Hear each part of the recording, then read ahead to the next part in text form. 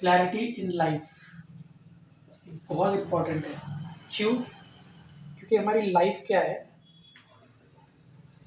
जो कि लिमिटेड है। जैसे बर्थ हुआ और डेथ। अब एक एवरेज एज हम लेकर चलते हैं 80।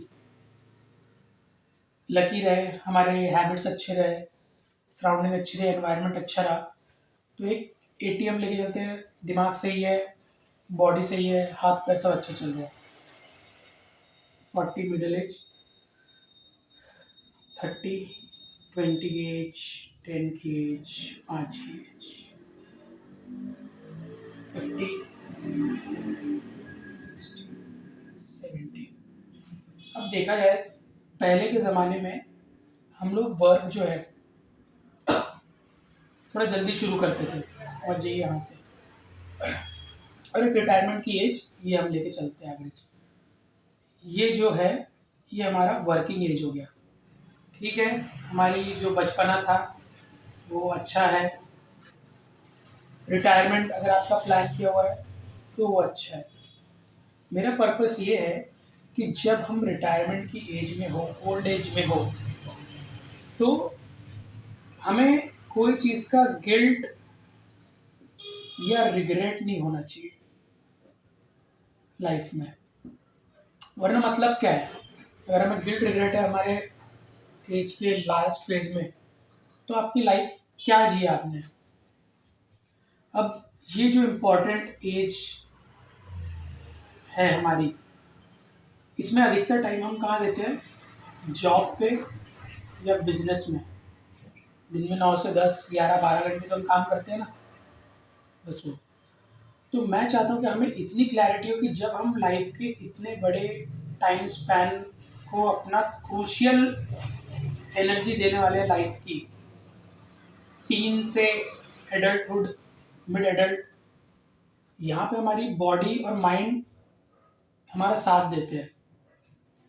ठीक है, तो हमारा जो वर्क है वो हमारा पसंदीदा होना चाहिए, हमें उससे प्यार होना चाहिए, कम से कम मज़ा तो आना चाहिए वो करने में। आप दिन के 9 से 10 घंटे काम जहाँ दे रहे हो, तो आपको अगर वो करने में ही मज़ा नहीं आएगा तो क्या वर्क है ना। आपको गिल्ट रिग्रेट होगा, फिर इससे जो बचा कुचा होता है वो हम चीज़ दूसरे इसमें देते हैं। फैमिली हो गया, पर्सनल कोई पसंद नापसंद की चीज़ें, हॉबी, ये सब। तो ये हमें चूज़ करते आना चाहिए। दूसरा, क्लैरिटी किस चीज़ में होना चाहिए? मैं जैसे कहता हूँ लाइफ में हमारे 4 पिलर होते हैं, ये बैलेंस्ड होना चाहिए। अब ये पिलर कौन से हैं? पहला है हेल्थ, ठीक है, इसके अंदर में माइंड, और दूसरा बॉडी। ये दो अलग अलग चीज़ें, इसके बारे में हमें नॉलेज होना चाहिए। ये पहला पिलर हो गया। दूसरा पिलर रिलेशनशिप। हम ह्यूमन बीइंग है, हम सोशल प्राणी है। रिलेशनशिप, इसके बगैर लाइफ वर्थ नहीं लगती मुझे। उसके बाद आता है करियर, ये भी इम्पोर्टेंट है आज मॉडर्न इसमें।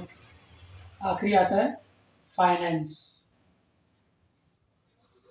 अगर ये हमारे ये 4 पिलर हमने बैलेंस लेके चले, तो हमारी लाइफ बहुत सुकून से और हैप्पीनेस के साथ हम निकाल सकते हैं। बस बैलेंस होना चाहिए। अगर आपने इसमें से किसी भी एक में ज़्यादा फोकस करने की कोशिश करी, तो समझ जाइए आपके कुछ ना कुछ इम्बैलेंस जरूर होंगे। आप अप्लाई करके देखना अपने आसपास वालों के लोगों में। ये जो 4 पिलर है, ये बहुत क्रूशियल स्टेज है हमारी लाइफ का। अगर हमने यहाँ पर क्लैरिटी ना हो लाइफ में सही डिसीजन लेने की, चॉइसेस लेने की, तो हम सफ़र करेंगे अपने आगे की लाइफ में।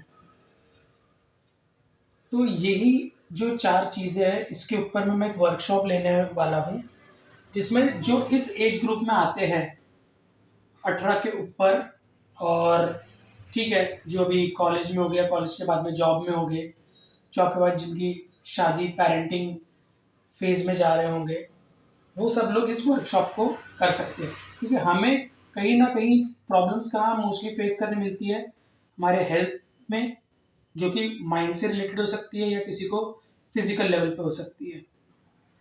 तो इसके लिए क्लैरिटी होना ज़रूरी है। स्टेबल माइंड रहेगा तो आप अपनी बॉडी को भी स्टेबल कर सकते हो, सही डायरेक्शन, सही डॉक्टर के इसमें काउंसलिंग थेरेपी के लेकर।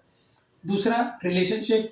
अगर आप अपने इमोशंस को ही नहीं समझ पाओगे, आप अपने इमोशंस को कंट्रोल नहीं कर पाओगे कि मेरे इमोशंस मेरे रिलेशनशिप को और मेरी हेल्थ को कैसे अफेक्ट कर रहे हैं, तो हमें दिक्कत होगी।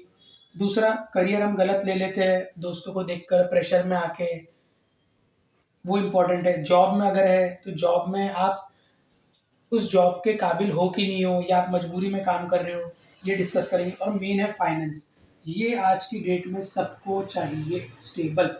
तो यहाँ पे हम जो भी डिसीजन ले लाइफ में या चॉइसेस, वो कैसे होना चाहिए, कैलकुलेटेड होना चाहिए। कैलकुलेटेड रिस्क लेना चाहिए हमें लाइफ में, क्योंकि अगर आप कैलकुलेट रिस्क नहीं लोगे ना, तो आप ये चारों पिलर में कहीं ना कहीं हैम्पर होगा आपको।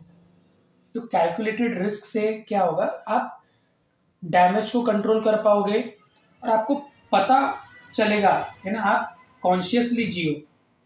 कॉन्शियसली मतलब आपको पता होना चाहिए कि एग्जैक्ट में हम किस सिचुएशन में, किस फेज में है।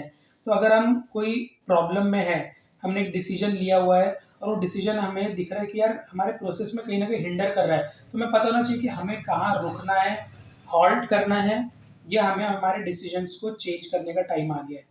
तो ये हम कैसे कर सकते हैं, एनालाइज करके खुद को, हमारे प्रोसेस को वापस से, या फिर किसी एक्सपीरियंस्ड पर्सन से डिस्कस करने के बाद में, ताकि आप लॉन्ग टर्म में अपना लंबा डैमेज ना करो।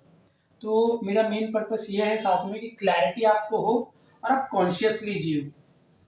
कॉन्शियसली जब आप जीने लगोगे ना, तो आप अपने इमोशंस पे कंट्रोल पाने लगोगे। और जिसने इमोशंस पे कंट्रोल पा लिया, वो अपनी लाइफ के कंट्रोल कर पाएगा और अपने लाइफ में लेने वाले डिसीजंस को कंट्रोल कर पाएगा।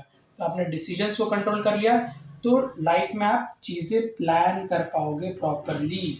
और बिना प्लान करे आपकी लाइफ अगर है, तो आप किसी और के बोले डिसीजंस पे, चॉइसेस पे जी रहे हो, जो कि हमें कम से कम करना चाहिए। आप इंस्पायर होकर फॉलो कर सकते हो, लेकिन हर किसी की लाइफ सेम नहीं होती है, सबकी सिचुएशंस अलग होती है। सिचुएशन कैसे अलग होगी, किसी का हेल्थ की वजह से अलग चलेगी लाइफ में आगे पीछे, किसी की रिलेशनशिप की वजह से हैम्पर होगा, कोई करियर में ऐसा है जो उसको पसंद नहीं आ रहा है, उसकी वजह से वो अपनी प्रोडक्टिविटी नहीं बढ़ा पा रहा है लाइफ में, तो होगा। किसी की फाइनेंशियल वजह से आज की प्रेजेंट सिचुएशन में प्रॉब्लम आ रही होगी, वो निकल नहीं पा रहा होगा। तो हमें कैसे अपने इमोशंस को कंट्रोल करना है। इमोशंस आप कंट्रोल नहीं कर पाओगे, तो आप यहाँ कहीं पे भी गलत डिसीजंस लेते रहोगे लाइफ के, बैलेंस नहीं लोगे। और आपने डिसीजंस लिया भी है, तो आपको दिखेगी चीज़ की नहीं, इट्स टाइम टू चेंज और it's time to halt and analyse again. So मैं मेरा एक वर्कशॉप ले रहा हूँ, जो इसका मेन पर्पस है आपको क्लैरिटी देना, कॉन्शियसली जीना, और आप अपनी लाइफ में प्रोडक्टिव माइंडसेट रखें और प्रोडक्टिव जिए, बस, जो आपको ग्रो करने में हेल्प करेगा। हम ये सब चीज़ें डिटेल में लेंगे, और 1-to-1 हो सका तो कोशिश करूँगा ज़्यादा से ज़्यादा 1-to-1 होके लोगों के एक्चुअल प्रॉब्लम्स में हम प्रैक्टिकल और लॉजिकल बात करें। ठीक है?